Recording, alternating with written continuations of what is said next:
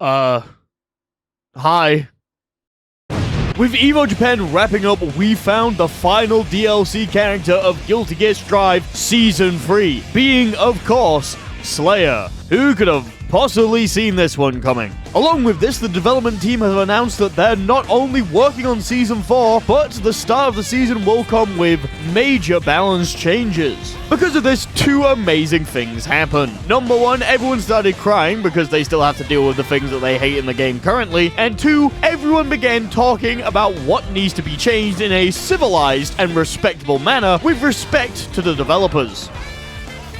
Just kidding, the second one simultaneously never happens and never fucking stops. I don't like talking about balance. As a player who plays a decent character with some annoying flaws, I generally don't like talking about this because it's a pretty subjective topic, especially for me. Also, in my opinion, it's one of the most boring things you can talk about in a fighting game. This character's broken. This character's bad. Wake me up when we talk about something interesting. But I missed last week's video, so let's cause some controversy, shall we? Let's talk about what the developers should change in Guilty Gear Strive Season 4.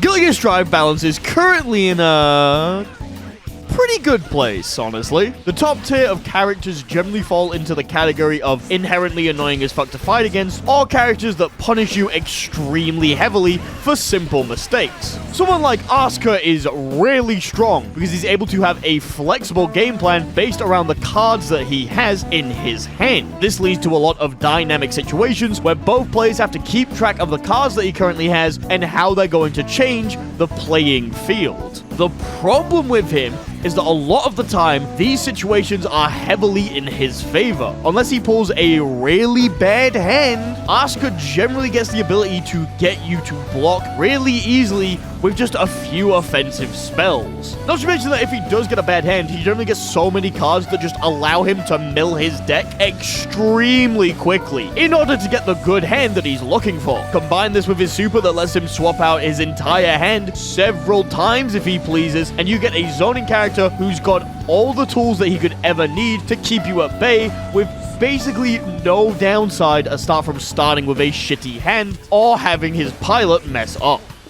Soul Bad Guy just kills you. This is kind of just how the top tiers are at the moment. They're annoying to fight, their pressure doesn't end, and they either kill you or put you in a situation where they can loop the pressure over and over again to the point where you'd rather just be dead. Having said that, I don't want people to think that there is a massive gap between the strongest characters in the game and the weakest characters. My least favorite matchup in this game is Faust, because half of my kit stops functioning when I'm fighting him. Because of this, I need to rely on worse pressure and block strings if I don't want him to crawl out of everything that I do. Not to mention that his long normals and unpredictable items lead to a lot of moments where I'm just sat there blocking, praying that I get to play the game again. And when I finally do, he crawls under the far slash or jumps over the 2S. So now we're back in the same situation again. Millie is another matchup that I hate. Her amazing air mobility and mix-ups on Oki give me a really hard time when I'm on the back foot. I straight up sometimes don't know what to do in specific Oki situations. And I don't see the mix-up coming half of the time. It's not a problem with the character. In fact, that's how Milia wants to be. But I would be lying if I didn't say I had problems with her. I hate both of these matchups more than the Soul matchup. It's kind of just how Guilty Gear is. Even the mid and lower tier characters always have at least something that they're able to do in order to completely fuck the opponent up. And when they get their game plans rolling, it can sometimes feel like it's over before it even began. I doom a lot about Baiken, especially recently, but I'd be lying if I said I didn't get some free wins on good players because of instant overheads and throw key mechs. The problem I think this season has is that some characters are just slightly better at running their game plans and get more reward out of it. None of these characters are doing anything too crazy compared to the rest of the cast, but they're just getting so much more out of it. But what about Zato? You don't want to ask me that. Zato's bottom one! Did you know that Zato's bottom one? No, dude, come on, no, don't make me say it. Zato one, more like Zato bottom one. Oh! Alright guys, I played tank in Final Fantasy for a reason. I'm prepared to take the aggro for the Strive drama for this week. Wish me luck. Zato really isn't as bad as you guys make him out to be this season. Now hear me out before you come to burn down my endless red void. Before the nerf, Zato was able to mix you up in the corner nearly completely uncontested. And when he lost Eddie, he was able to do close/far/5H, invite hell, and boom, the meter was refilled. It led to a really strong game plan that was frankly not fun to fight against, and was filled with countless knowledge checks that you would only really know about if you joined the Zato hive mind. In Season 3, the developers made the controversial change to have Eddie come back way later than he originally did. Now it takes about 6.5 seconds for Eddie to fully come back when he's forcefully removed. Is this a harsh penalty? Yes. Is it harsher than most characters get for failing their game plan? Arguably. Does it make him dogshit unplayable? No, not really. I see this as an experiment from Arc System Works to try and rein Zato's offense in. Now, instead of being able to run mix-ups for free and force the opponents to constantly block with basically no way of escaping, Zato players have to actually pay attention to the Eddie gauge and make sure that they don't run out of health for the little guy. It also has the infamous game plan of having Eddie play the neutral for you, getting you in the corner, and then mixing you back up with Eddie again, way less effective. Because now if Eddie trades with the opponent, yeah, you get the corner, but Eddie's gone.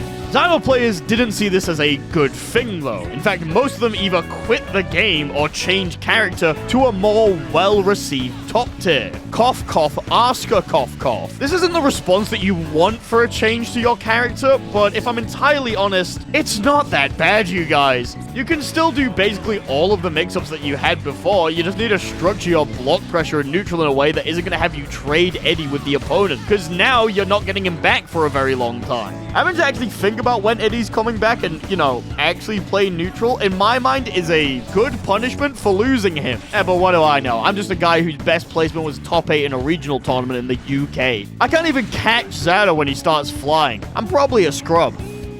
Now, you see, that's what we call deflecting. Zato isn't as good as he was, obviously, but I still think he's in line with a lot of other characters in the game. But this brings up an interesting question. Should Zato, and by extent the rest of the cast, be brought up to the level of the top tiers, or should they be brought down to a more reasonable level? AKA, should we buff, or should we nerf? While I do think that the gap between the best and the worst characters in this game isn't massive, it does lead to an interesting predicament on where the game could go in the future. If we bring the top tiers down to be in line with the rest of the cast, we can make everything a little bit more stable. However, we have the risk of just making the things that made the mid-tier and upper mid-tier characters strong shine more, since they have less losing matchups now. Essentially just replacing the old top tiers with new ones. But if we buff everyone, we might leave everyone in a happier state to begin with, but we are leaning more into the chaos side of things. Lots of buffs all at the same time could lead to quite a bit of instability, and there's a chance that something slips through the cracks and causes someone to become top tier with a seemingly minor change.